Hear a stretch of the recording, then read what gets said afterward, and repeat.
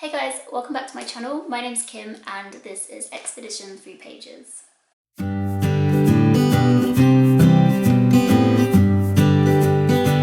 So today I thought that I would do a little video about my challenge to read around the world and kind of explain how I choose the books, what I've read in the past so far and what I'm planning to read into the future, and just explain the way that I'm trying to do it.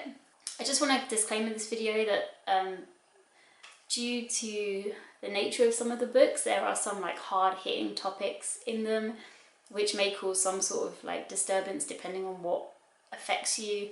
I am not going to go into detail about things, but I will be mentioning hard-hitting subjects in this video to do with kind of mental illness or just horrible events that have happened throughout the world, basically. So I started this challenge back in January 2018 because I was working with people who were about 20 years older than myself, and I just realised that I really didn't know anything about the world or knew anything about other countries, apart from countries that I'd been to, and even then it was still hazy. So what I decided to do was read 4 books per country, and one of them would be a classic from that country. I can't actually show you it, I'll put a picture up somewhere. From the 1001 Books You Read to Read Before You Die, that book, I basically wanted to flick through and read one kind of classic book from that. So it doesn't necessarily mean like really old book, just kind of something that was mentioned in that book.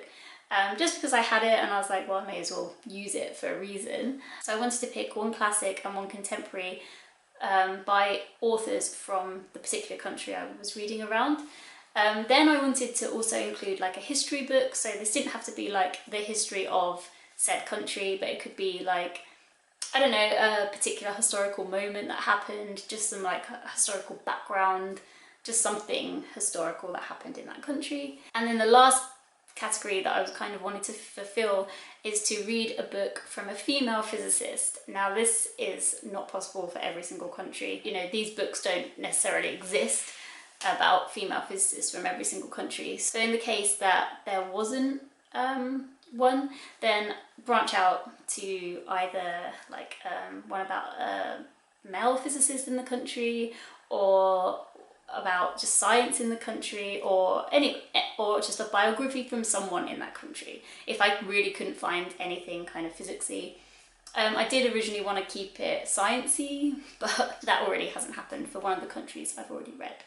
So far I've read from Austria and Burundi, and I'm currently reading Cuba. So I just thought I would explain just a little bit about the books that I read from Austria and Burundi, the countries that I've kind of completed the challenge, which is only 2. And when did I start this challenge? The first book I completed was from Austria, and that was The Confessions of Young Törless by Musil. This fulfilled the classic challenge.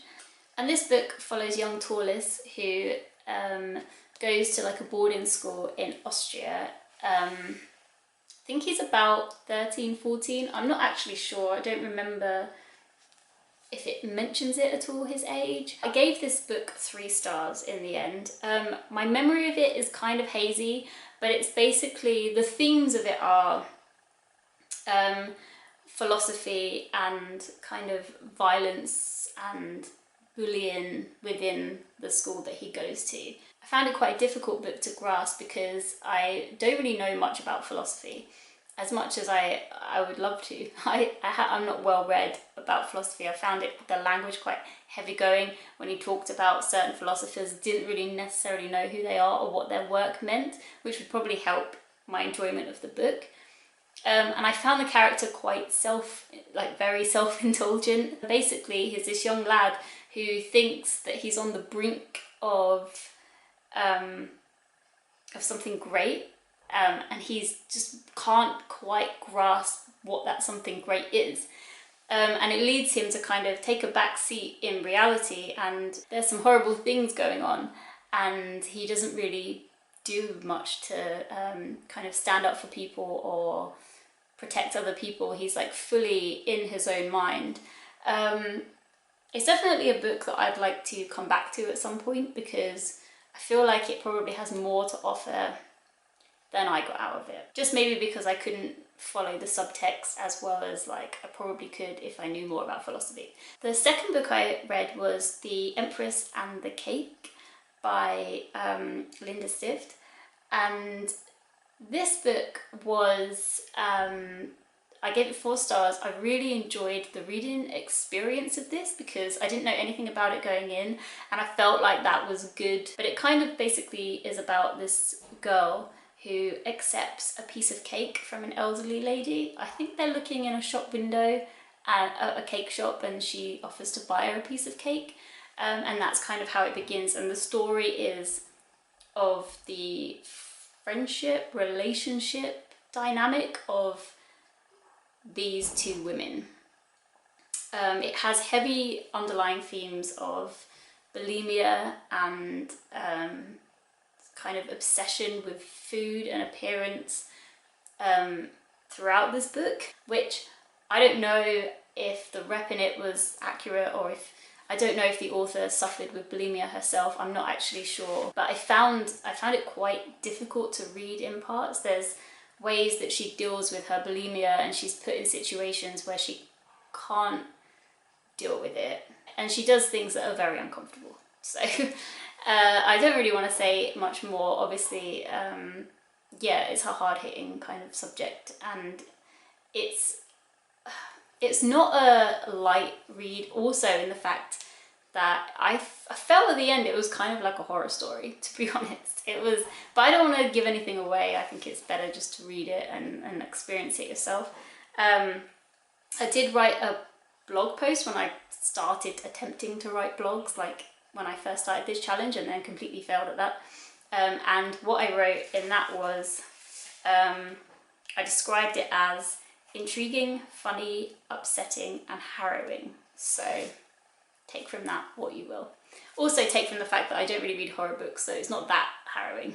What I will say about this book and also The Empress and the Cake, I don't know if this is an Austrian thing, but there are no chapters, so it just is one complete story, basically, which was kind of tough, because you know sometimes you need a bit of like a, this is a natural break, let's put it down and move on. But I found it quite difficult actually, just to read completely straight and know and feel like, okay, I'm ready to put it down now.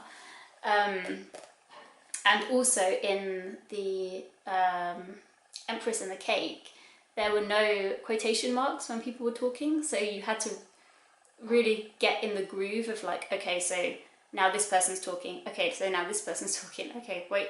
And that was a bit of a struggle to get used to, but in the end it was worth it, I would say.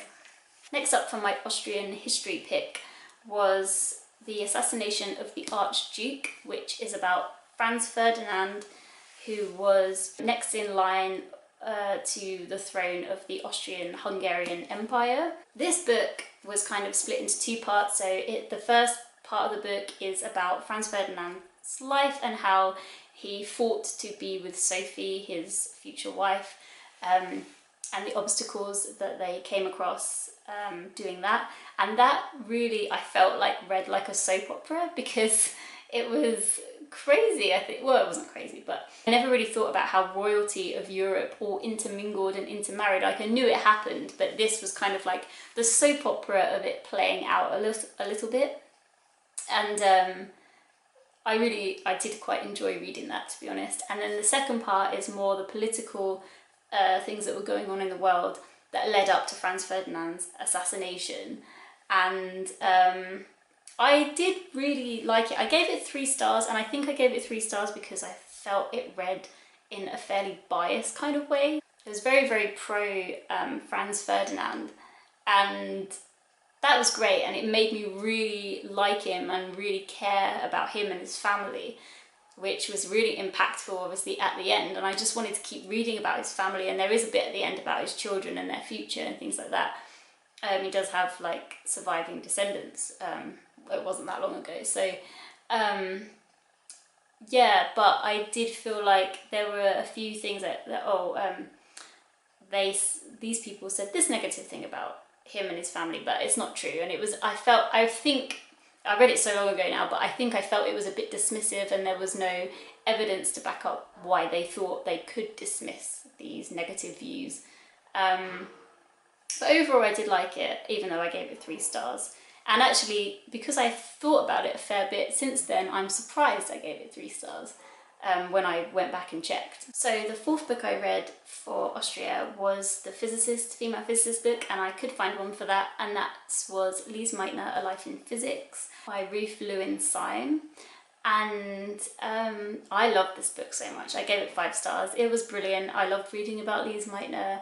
I mean, parts were really depressing. Basically, Lise Meitner was working as a physicist at the start of the Second World War, and she'd been working with her scientific partner Otto Hahn for 30 years, and he was German and she was Austrian, and she was of Jewish descent. So when Hitler's rise into power came to be, and the Jewish people were being discriminated against and pushed out of their jobs and everything like that, she actually clung on to her job for as long as possible. She just loved her work so much and she didn't want to leave, but then she felt that she had to flee, and she fled to Sweden in the end, and there she was incredibly lonely and worked for someone who didn't respect her, and you know, she was top of her game in Germany, had to leave, and was just working for this man who didn't appreciate her talents at all, and she didn't have the equipment anymore to do the experiments that she would have done had she been in Germany. Otto Hahn was German, and he won the Nobel Prize for the discovery of fission, which is at the heart of our nuclear power plants that we have now, is the process of fission. It also led to the atom bomb. He won the Nobel Prize for that discovery, and she didn't, even though she helped him and others discover this process of fission.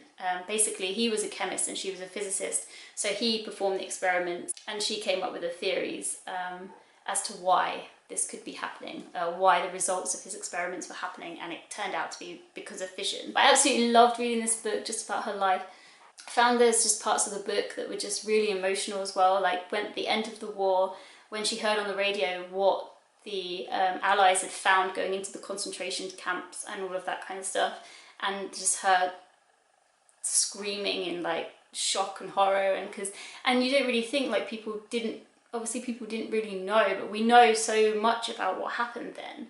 It's hard to think that during the war people were kind of oblivious to what was going on, even people very close to Germany, and people in Germany just didn't necessarily know, or didn't know what was actually happening, and the shock of finding it out at the end and things like that. It was just a great book in so many different ways.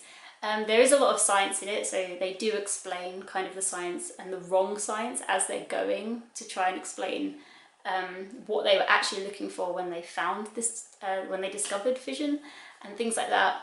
I would say it's worth a read even if you're not interested in that part, because it comes in chunks, so you can kind of skim over it. I didn't skip over it, but I did find it quite hard going at times. It was quite full on, but really interesting. So anyway, okay, I'm going to stop gushing about that book. That was a 5-star book for me and I highly recommend it. So then on to Burundi. I started reading Burundi last January and it took me another year to finish Burundi. And I began it with Baho by Roland, Rugero, and this is an extremely short book. It's less than 100 pages and it follows a young man who's mute, who he cannot speak, and he goes down to a river to relieve himself, and a young adolescent lady thinks that he's coming to rape her, basically, and he's not, but she screams, and then the people of the village collect together, and he doesn't know what to do, he can't explain himself, so he runs, and it's basically the chase after him and what happens. I did like it. I gave it 3 stars. I think that maybe because I feel like because I didn't really know anything about Burundi and I started with this book, which I think is a book that is discussing the conflict that was happening in Burundi without directly discussing it, by discussing one moment in time. I feel like if I read it again, like after finding out more about Burundi as a country, I might get... So the next book that I read for Burundi was Burundi, Biography of a Small African Country by Nigel.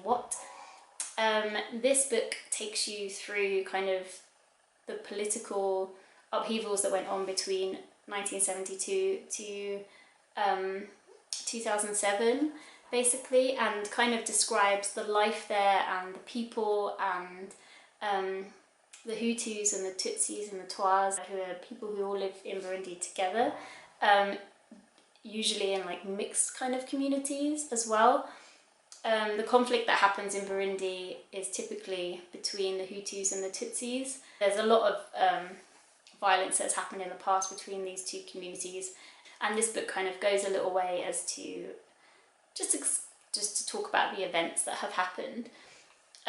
So this gives, like, it talks about he takes you on a trip around Burundi and kind of explains the layout and tells you all the different places. It was actually published in 2008, so it's not really in date anymore, which is just one thing to bear in mind. He also has some testimonies from people who actually live in Burundi, which was interesting to read, just kind of snippets of different perspectives. So it has a chapter called Tales of Ethnicity, and he has lots of different people kind of talking about when they came to realise that there was a separation between Hutus and Tutsis and their experience with conflict between the two communities, and how it affected them as children, and when they realised that there was a problem and stuff like that.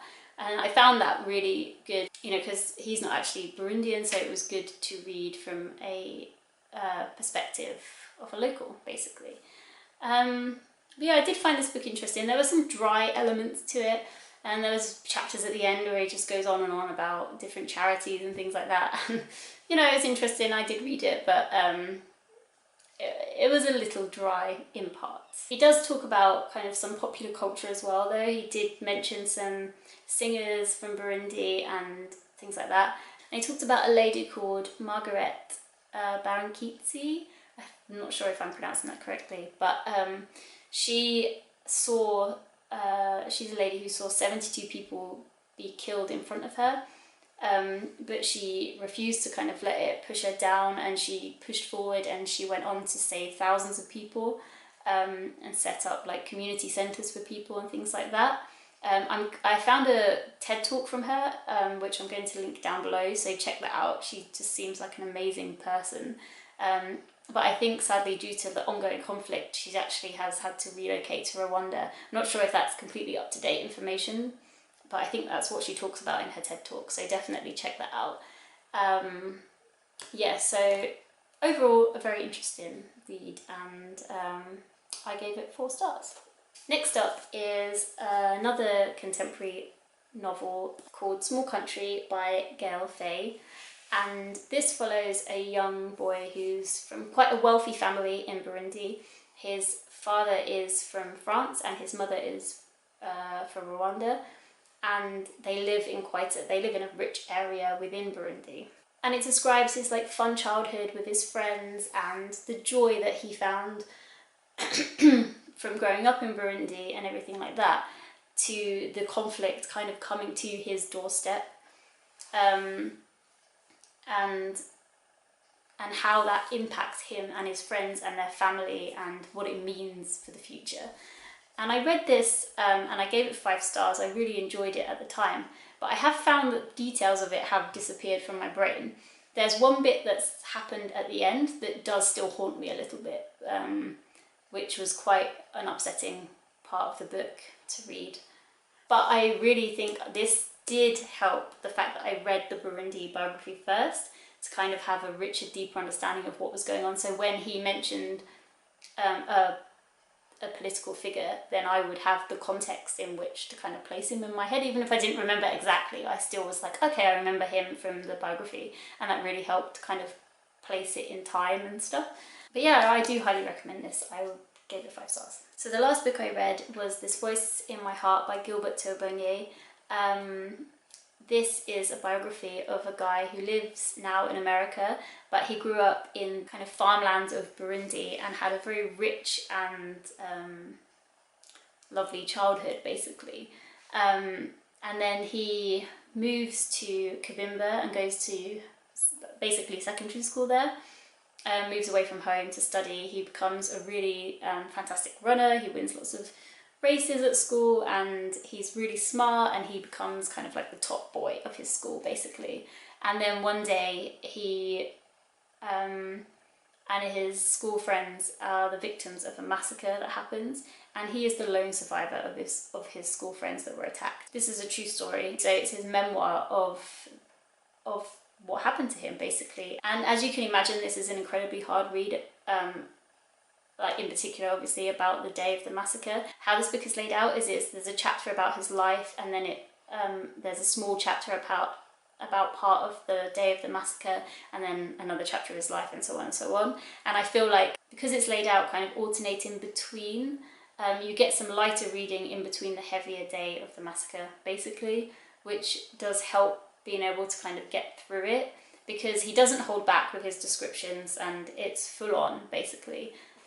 He really, really describes everything that he went through and what he saw, and it's really, as you can imagine, just not nice to read. And like, just you know, you can't believe things like this happen, but they happen. And I do think it's important to read about, because it's not fiction. I guess what blows you away about a story like this is just the normality of like everyday life, and then just one thing happens to, you know, even if there's chaos going on around you, even if your life is pretty normal, just one day just changes everything. And yeah, I would really recommend this book as well. I gave this 5 stars. When I was Googling Gilbert Tuhabonye after I'd finished the book in December, I found a podcast that had just been released, actually, which was really weird and coincidental, because this book was written in 2006, so it's not really new. But I'm going to link it down below. Gilbert was interviewed by Billy Yang Films. I haven't watched the podcast yet, I will disclaimer that, because I wanted to watch it with my partner, but we just haven't had a chance to watch it yet. But I will link it down below for you to check out his interview if you have any interest in finding out more about him. Okay, so that's everything that I've got to that I've read so far. I am actually reading Cuba at the moment, but I think I was going to chat about the books I'm reading for that, but this video is getting quite long, so I think I'm gonna save it for a video in a while, and maybe just give an update video, not when I'm completely finished, and then pull out the next country, so then I can start thinking about what books I'm going to acquire for that country. Because initially how I was doing it was going through A to Z, but I've decided against that now, and basically it's because ages ago someone bought me one of those scratch-off maps, which I'll kind of cut to a picture of now. It's in a frame, so I feel like if I try and hold it up, you're just gonna see everything behind. But yeah, it's one of those scratch-off maps, so I thought that I could like scratch off the countries as I go, and so going by, and they've got little flags underneath that you can scratch off when you've read from that country. Well, when you've gone to that country, allegedly, but when I read from that country is the way I'm doing it.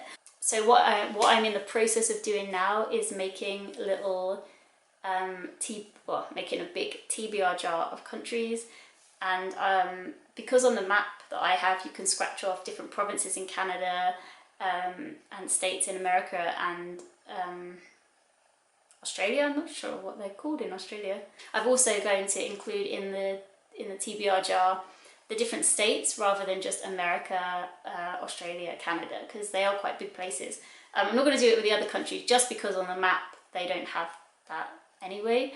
And I don't want it to get too completely out of hand, but rather than reading 4 books from the state, because that's just going to take absolutely forever, if I pull out a state, I'm just going to read 1 book that I can find related to that state, or from an author from that state, or a biography of someone from that state, etc. So I just make the decision kind of as I go, just so it doesn't take absolutely forever to do. But obviously I'm never going to finish this challenge, but I'm just going to see how far I can get with it until I either give up or, you know, I die. So yeah, I'm excited to continue because I have really loved what I've read so far, pretty much on the whole. Haven't hated anything, and I've loved finding out more about different countries, and I highly recommend this. I'm really enjoying myself. If you've ever done anything like this, or you're interested in kind of doing anything like this, then let me know. Or if you have your own kind of challenge videos, please let me know, because I love all kinds of stuff like that. I love following what people are doing. And if you've read any of the books that I've read as well, let me know. Or if you have any recommendations. Like I say, I have got the books picked out for Cuba, but I'm always open to more things. I do actually have a couple more books on my shelf that I haven't read for Burundi and Austria. So I'm just kind of collecting them if I find them interesting anyway, and then hopefully I'll just get to them whenever. Thanks for watching, and I will see you in the next one. Take care, bye.